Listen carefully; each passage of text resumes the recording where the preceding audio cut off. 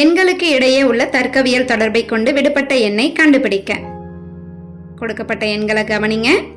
இப்போ ஒரு வட்டத்தை சுத்தியும் நமக்கு 6 எண்கள் கொடுத்திருக்காங்க.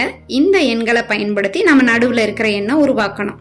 பாருங்க, 5ஓட 2 கூட்டுங்க 7, 3ஓட 6 கூட்டுங்க 9, 1ஓட 7 கூட்டுங்க 8. சரியா வந்துருச்சா? அப்ப இதே அமைப்பை 2வது படத்துக்கும் பயன்படுத்துவோம்.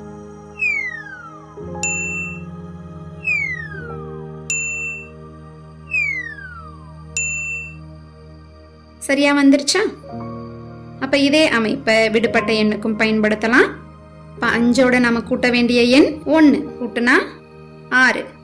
அதே போல 9ஓட நம்ம கூட்ட வேண்டிய எண் 0 கூட்டுங்க 9. அப்ப 4ஓட நம்ம கூட்ட வேண்டிய எண் 2 கூட்டிருங்க 6. அப்ப நமக்கு கிடைக்கக்கூடிய எண் என்னன்னு பாருங்க, 696. இப்ப சரியான பதில் ஆப்ஷன் சி, 696.